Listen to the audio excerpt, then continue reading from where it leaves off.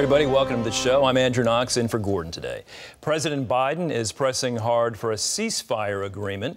He publicly called on Israel and Hamas to accept the latest proposal. Prime Minister Netanyahu says there will be no peace without the complete destruction of Hamas. Some of his cabinet members are threatening to collapse the government if he takes the deal. Chris Mitchell reports from Jerusalem. President Biden upped the pressure for a ceasefire with a speech delivered just before Shabbat on Friday. This is truly a decisive moment. Israel has made their proposal. Hamas says it wants a ceasefire. This deal is an opportunity to prove whether they really mean it. Hamas needs to take the deal. He described a three-phase plan to end the war. During the 6 weeks of phase one, Israel and Hamas would negotiate the necessary arrangements to get to phase two, which is a permanent end to hostilities.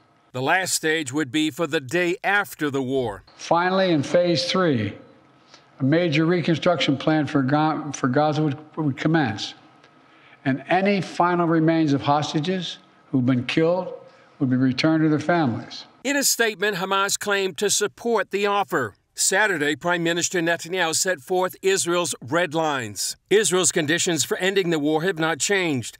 The destruction of Hamas's military and governing capabilities, the freeing of all hostages, and ensuring that Gaza no longer poses a threat to Israel.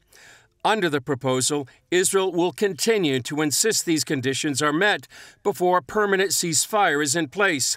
The notion that Israel will agree to a permanent ceasefire before these conditions are fulfilled is a non-starter. Sunday, the Biden administration called it an Israeli proposal and said it expected Israel to accept the deal if Hamas approves. We have every expectation that if Hamas agrees to the proposal, as was transmitted to them, an Israeli proposal, that Israel would say yes. Critics of the proposal disagree. Former U.S. Ambassador David Friedman wrote on X, the so-called deal was the Hamas proposal from 4 months ago.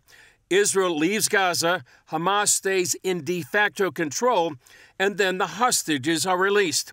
This is maddening. Some Israelis feel this proposal forces them to give up two main objectives: the defeat of Hamas and its removal from power that represents an existential danger to Israel. National Security Minister Itamar Ben-Gvir threatened to collapse the government if Netanyahu accepts the deal. A deal, as its details were published, means giving up on destroying Hamas, renouncing the continuation of the war. It is a reckless deal. There is no total victory, but a total defeat to Hamas. I say that if Prime Minister Benjamin Netanyahu continues to lead this deal, we will dismantle the government. In the meantime, Defense Minister Gallant said Israeli forces in Rafah are destroying the oxygen tube connection between the Gaza Strip with Egypt. He added he's preparing for the day after. The security establishment, following my instruction, is preparing the ruling alternative to Hamas. When we isolate areas, we will remove the Hamas people from them and introduce other forces into them that will enable another government that will also threaten Hamas. All right, Chris Mitchell joins us now for more. Chris, the Biden administration says this is an Israeli proposal, but what do the Israelis say about that? Well, Andrew, I would say in the last 48 hours, there's been some confusion about this. There does seem to be an Israeli proposal on the table somewhere, but there are differences in the American proposal as described by President Biden and what Israel would accept. In fact, just about an hour ago, this is what Israeli Prime Minister Benjamin Netanyahu said. I'm not ready to stop the war. I will not describe the details of the deal here, but what the President of the United States described is not accurate. There are other details that have not been revealed. We can stop the fighting for 42 days, that would be 6 weeks, for the purpose of returning the hostages, but we will not give up on a complete victory. And the timing, some question over here as well, Andrew. It was on a Friday evening just before Shabbat, which is very difficult for the Israeli government to respond. It explains why Netanyahu laid out Israel's red lines Saturday night. Right now, both the U.S. and Israel waiting to see if Hamas will accept the proposal, but the same sticking points remain. Hamas won't agree to release the hostages, anything less than a permanent end of the war, and Israel won't agree to a permanent ceasefire until Hamas is defeated. Very complicated, isn't it? Right-wing members of Netanyahu's cabinet are actually threatening to pull out and topple the governing coalition if he agrees to a ceasefire. What's the likelihood of that actually happening? Well, if he did agree to the deal as has been described, I think it's a real possibility. It's why he's explaining this just about an hour ago to the Knesset Foreign Affairs and Defense Committee, why there's gaps in the U.S. and the Israeli proposal. Politically, Netanyahu needs these parties to keep his coalition together. And I would add, Andrew, that I think most Israelis agree that the aims of the war need to be achieved: defeating Hamas, eliminating Hamas as a governing body after the war, and freeing all the hostages. Well, Chris, you just mentioned freeing the hostages. What is the latest news on that front? Well, the latest news is someone named Dolev Yehud. He was from the kibbutz near Oz.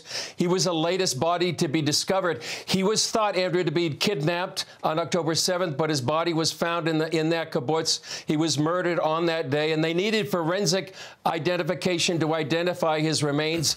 His body was burned so bad. Right now, that reduces the number of hostages from 125 to 124. We're not sure how many alive. We know 39 of those 124 are confirmed dead. Especially the women have been horribly treated, and that's why in the proposal includes the word remains instead of alive hostages. And some people believe that the women have been treated so badly that they may not be alive as well. Unspeakable horror after 241 days. Terrible anguish for the families, why so many are encouraging people to pray for the hostages and their families. Chris, last question. Given the scenarios you've talked about, what's the incentive for Israel to accept a deal?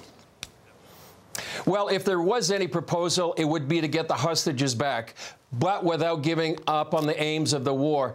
And as I mentioned, praying for the hostages and their families, it's really an important time to be praying for wisdom for Israeli leaders with all these things that are happening right now, all the pressure from the international community and even the United States. And last week, Andrew, there were 400 Christian leaders from 40 nations. They came here at the Jerusalem, the 8th annual Jerusalem Prayer Breakfast. They came to pray Isaiah 40. Comfort, comfort ye my people. And they came to pray for wisdom for Israeli leaders. And finally, Andrew, they came to let Israelis know they're not alone in their hour of need when most of the world is turning against them.